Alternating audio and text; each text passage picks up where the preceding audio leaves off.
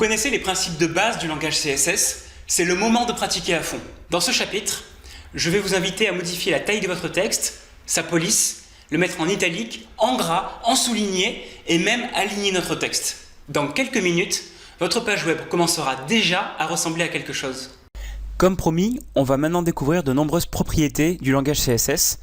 On va apprendre à faire tout un tas de choses, comme par exemple modifier la taille du texte, modifier la police de caractère, mettre en italique, gras, souligner ou encore modifier l'alignement de son texte. Pour ça, on va reprendre le fichier HTML des chapitres précédents. On n'a pas besoin de le modifier. On va plutôt s'intéresser directement au fichier style.css et on va modifier les attributs ici. On va découvrir de nouveaux attributs justement. Donc là, on avait mis une couleur bleue. On va supprimer ça, on reviendra sur la couleur un peu plus tard. Ici, ce qui nous intéresse, c'est de voir comment on fait pour modifier la taille du texte. Pour ça, on utilise un attribut qui s'appelle font size. Ensuite, on écrit 2 points pour séparer l'attribut de sa valeur. Et après, on écrit la valeur, c'est-à-dire la taille du texte qu'on veut. En l'occurrence, pour la taille du texte, on peut écrire tout un tas de valeurs différentes. On peut par exemple exprimer la valeur en pixels. Par exemple, 14 pixels de hauteur. Et je ferme la ligne en écrivant un point-virgule, comme ceci. Je vais enregistrer et on va voir ce que ça donne déjà dans notre page web. Voilà. On a notre texte qui est écrit en taille 14 pixels. Si je monte par exemple à 18 pixels, j'enregistre, j'actualise ici, on voit que le texte grossit. Alors les pixels, c'est pratique, on a l'habitude sur un ordinateur. Par contre, on a d'autres techniques pour écrire la taille du texte. Par exemple, on peut l'écrire en anglais. Par exemple, on a des valeurs comme xsmall, small, medium, large, xlarge. Donc par exemple, je vais écrire en small. Ça, c'est la taille small. Ou je peux l'écrire en large. Voilà. Ou encore en xlarge si je veux grossir. Voilà. Ça a l'avantage, contrairement au pixel, d'être écrit de façon relative. C'est-à-dire que si votre page est globalement écrite plus grosse, alors le texte sera écrit encore plus gros. Il y a d'autres techniques. On peut aussi écrire avec une unité qui est moins connue, qui est le EM. En l'occurrence, on peut écrire 1.2 EM, ce qui signifie une hauteur de 1,2 EM en fait, et ça donne ça. Et on peut l'écrire, alors on a 1 EM, ça donne ça, c'est la taille un peu standard. On a 1.1 EM, c'est plus gros. On peut aussi écrire plus petit, 0.8 EM. Il faut bien voir que le point, ici, c'est une virgule en fait, hein, c'est en anglais, ça fonctionne comme ça.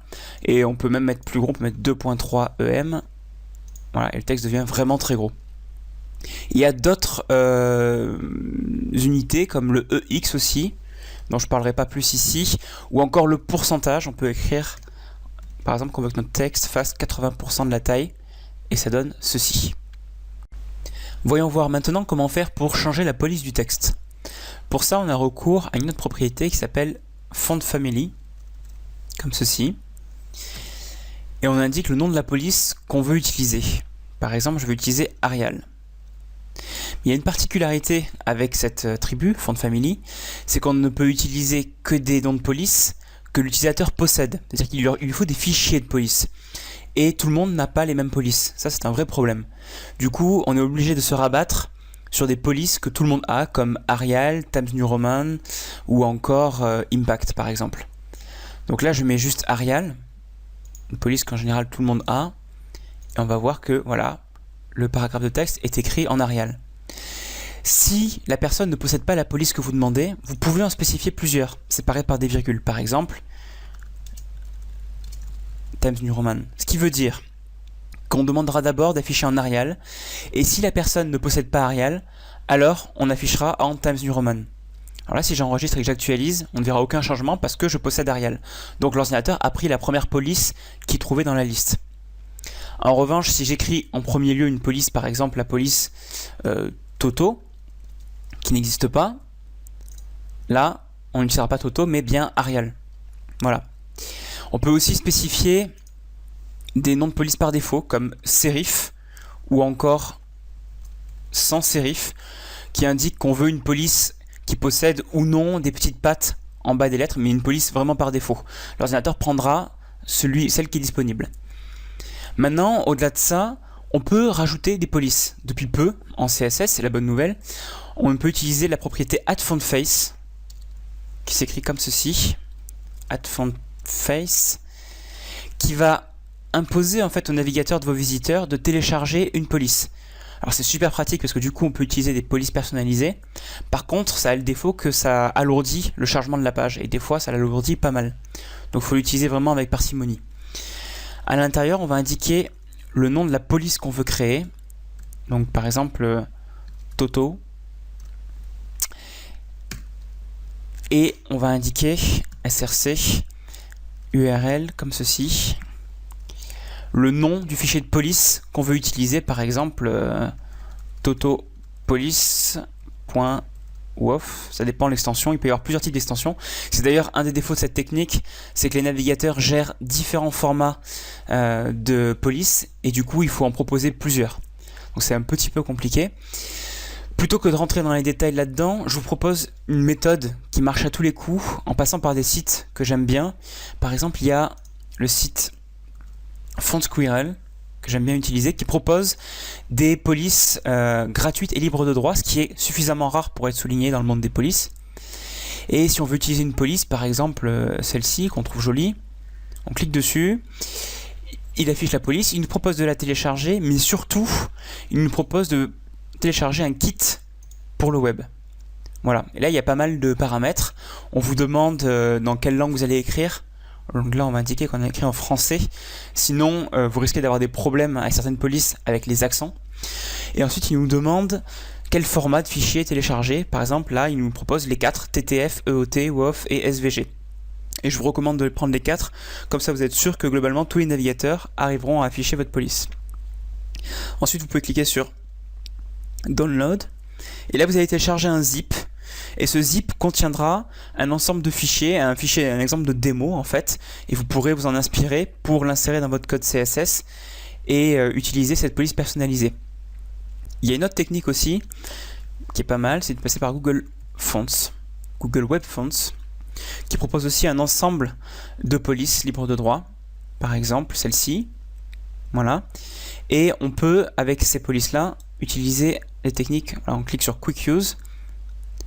On demande quelques paramètres et on peut l'insérer soit en utilisant la balise link et on va télécharger un fichier CSS supplémentaire directement chez Google et du coup on pourra l'utiliser dans son code CSS. Par exemple là il nous montre un exemple, regardez, une fois que vous avez téléchargé cette police, que vous l'utilisez sur votre site, vous pouvez utiliser Font Family en écrivant le nom de la police personnalisée que vous avez utilisée sur votre site. On a la chance de pouvoir utiliser aujourd'hui des polices personnalisées sur notre site. Par contre, n'en abusez pas, parce que vous allez devoir faire télécharger chacune de ces polices à vos visiteurs et cela pourrait ralentir la navigation sur votre site. En ce qui me concerne, je vous conseille d'éviter d'utiliser plus de 2 polices personnalisées sur votre site. Voyons voir maintenant comment mettre en italique, en gras ou encore en souligné notre texte. Alors, mettre en italique ou gras, vous allez me dire, mais ça on sait déjà le faire, on a déjà utilisé des balises pour ça. Et c'est vrai après tout que là on avait déjà mis en italique et là on avait mis en italique. Mais je vous rappelle que ces balises, EM et strong, elles ont pour effet de dire que le texte est important. Et donc, le navigateur choisit d'afficher le texte en italique ou en gras. Ce qui est très différent, parce que là en CSS, on fait juste de la mise en forme et on va indiquer que notre texte, on veut l'afficher en italique. Ce qui ne veut pas forcément dire pour l'ordinateur que le texte est important. Pour mettre en italique spécifiquement du texte, on va utiliser Font Style. On va lui mettre la valeur italique. Et là, tous nos paragraphes de texte sont écrits en italique.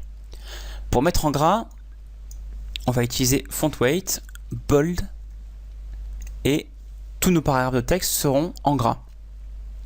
Et un dernier attribut, texte décoration, qui peut prendre plusieurs valeurs différentes.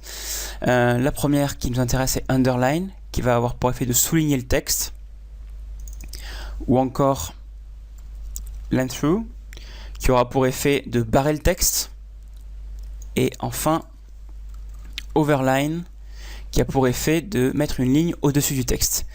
Et il existe aussi d'autres valeurs comme Blink, qui a pour effet de faire clignoter le texte, mais ça ne marche pas sur tous les navigateurs. Et puis je dirais de façon générale, par respect pour vos visiteurs, évitez de faire clignoter votre texte s'il vous plaît. Voilà, ça ce sont des attributs et des techniques très simples à utiliser en CSS qui nous permettront déjà de faire un peu plus de mise en forme. Pour modifier l'alignement du texte, on va utiliser une propriété CSS qui s'appelle Text Align.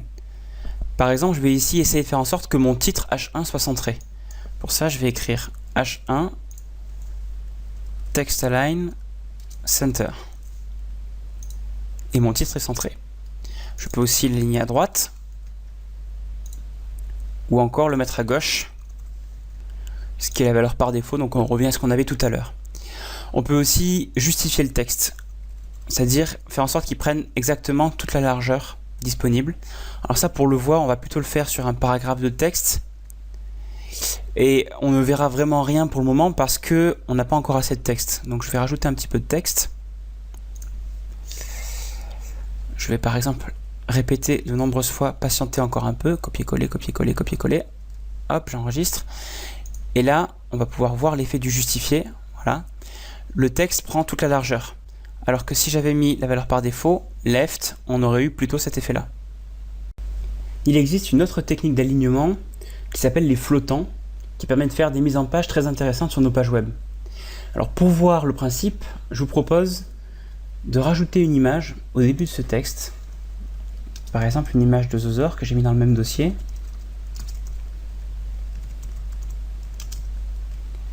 Et on va voir déjà ce que ça donne quand on met une image suivie d'un texte.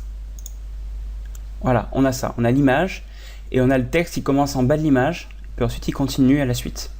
Et nous là, ce qu'on aimerait, c'est faire en sorte que le texte entoure l'image, qu'il englobe l'image. Et c'est justement ça le principe des images flottantes. Alors pour rendre l'image flottante, ce que je vous propose, c'est de donner un nom de classe à notre image pour la repérer en CSS. Voilà, on l'a appelé Zothor. Et en CSS, on va écrire .zothor.